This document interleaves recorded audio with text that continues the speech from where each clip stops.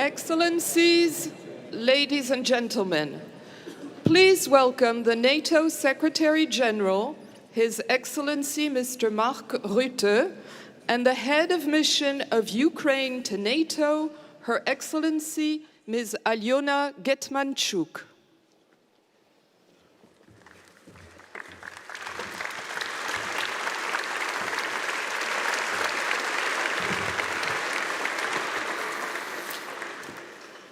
We gather this morning to mark yet another terrible anniversary. 4 years of unforgiving war. We remember today and every day what Ukraine has endured. But while we pay tribute to those lost and those suffering, we also stand in hope, inspired by 4 years of unbroken resistance, 4 years of unwavering courage. I first had the honor to address Ukraine's parliament just a few weeks after Russia's full-scale invasion in 2022.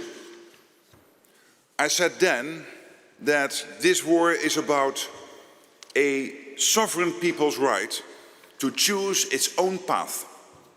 It is about freedom, yours and ours. That remains true today. NATO stood with Ukraine from the beginning. We stand with you today, and we will stand with you throughout the challenges ahead. I was in Ukraine again just 3 weeks ago. I saw the homes and power supplies struck without mercy by Russia. I met the villagers of Yahidne who survived the brutality of Russian captivity. And I paid my respects to the fallen heroes on the Maidan. Ukraine is a nation of quiet heroes, where both civilians and soldiers bear the burden of war. It is imperative that Ukraine continues to get the military, financial and humanitarian aid it needs to enable Ukraine to defend itself against Russian terror from the skies and to hold the front lines. This support is essential. Ukraine needs more. Because a promise of help does not end a war. Ukraine needs ammunition today and every day until the bloodshed stops. Ukraine continues to blunt Russia's aggression, and despite Putin's posturing, Russia has failed to meet their ambitions on the battlefield. Putin must show if he is serious about peace. President Trump has been clear from the start that he wants to end the war now. Ukrainian people deserve a just and lasting peace. Their security is our security.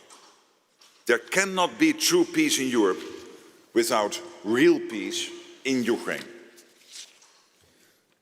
When the fighting eventually stops, the peace has to hold, with strong Ukrainian forces ready to deter and defend, and effective security guarantees from Ukraine's partners, Europe, Canada, and the United States.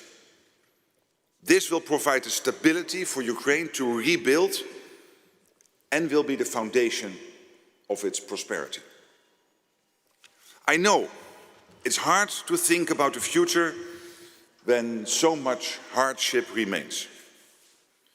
This has been a bleak winter for Ukraine, but there is hope and help at hand. During the darkest days of the Second World War, Winston Churchill said, "Our qualities and deeds must burn and glow through the gloom of Europe." The flame of freedom is alive in Ukraine, and that flame continues to burn and glow. Slava Ukraini.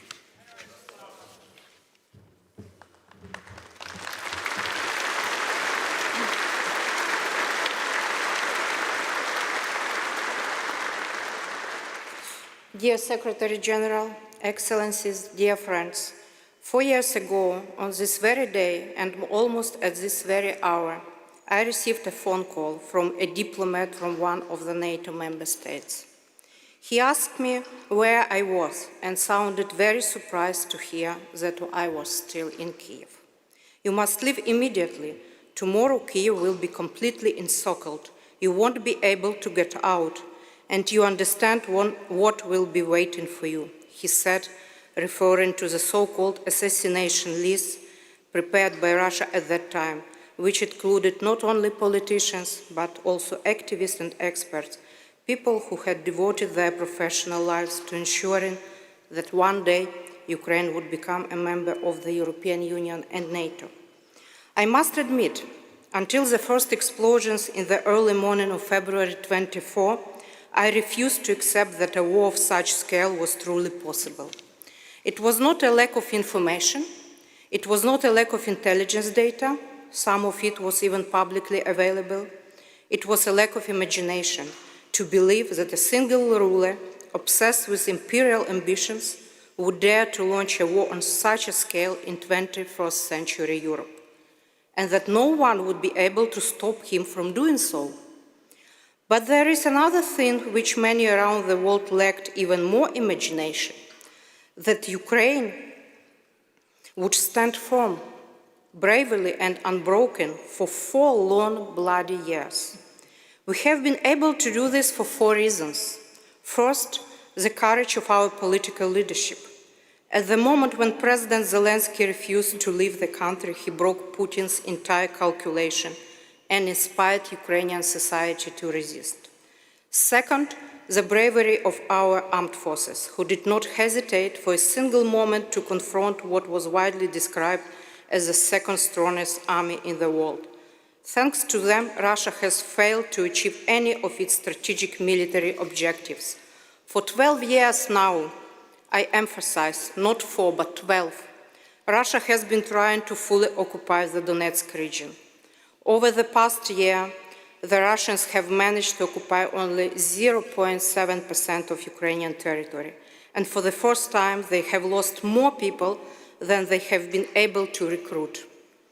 Third, the extraordinary resilience, adaptability, and inner strength of the Ukrainian people, despite constant air terror, despite freezing temperatures without heat or electricity, despite immense loss and destruction, with around 80% of Ukrainians having lost a relative or a friend in this war, most of our people say, we are ready to endure all hardships and suffering for as long as it is needed, because this is an existential fight for our state, our nation, our identity. And last but certainly not least, we have managed to withstand 4 long years thanks to your support. The support of our partners in particular, and perhaps above all, the countries that are members of NATO. Moreover, this support is comprehensive. It directly reinforces every other factor I have mentioned.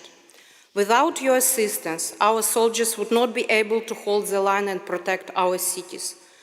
Without your assistance, it would be far more difficult to sustain the morale and resilience of our people. Having said that, allow me to express our deep gratitude to the NATO member states and NATO partners who have stood with us throughout these horrible years. In particular, I would like to thank the Secretary General of NATO, Mark Rutte.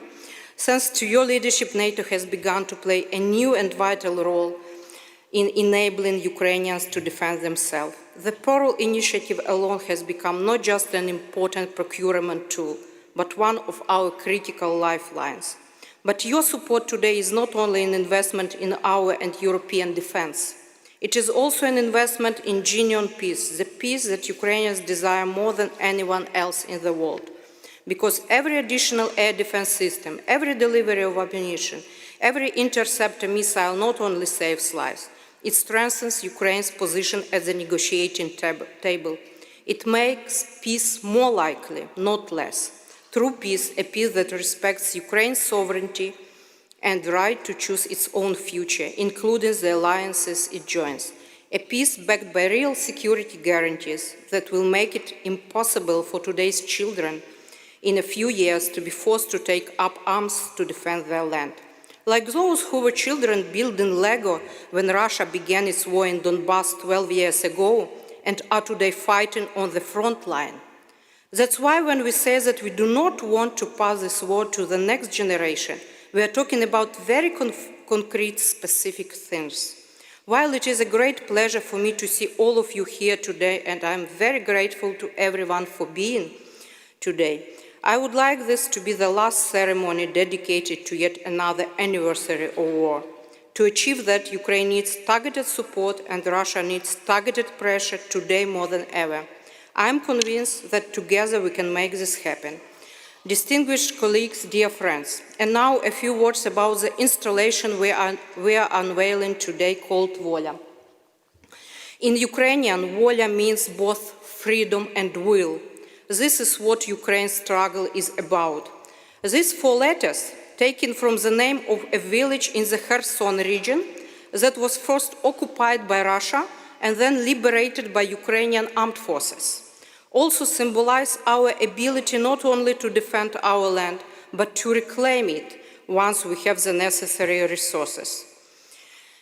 And now let me express my sincere gratitude to the UK joint delegation to NATO, the permanent representation of the Netherlands to NATO, the permanent delegation of Romania to NATO, the permanent representation of Spain to NATO, and NATO international staff for their invaluable support and facilitation in bringing this installation from Ukraine to Brussels and making its presentation here at NATO HQ possible. Your solidarity is not only diplomatic, it's practical, tangible, and deeply meaningful. And my last point, today we open this installation as a reminder of Ukraine's ongoing fight. But remembrance should not happen only once a year. We need the reminder daily. That is why we have an ambition, and we know that many here at NATO share it, that this place should host on a permanent basis a symbol of Euro-Atlantic unity and strength in the new reality shaped by Russian aggression, a reality in which the greatest threat to freedom and democracy since the Second World War is real, present, and looming, embodied by Russia and its allies. But it is also a reality that is making Ukrainian and Euro-Atlantic security truly indivisible, and NATO itself more capable, decisive, and purposeful. Thank you. Slava Ukraini!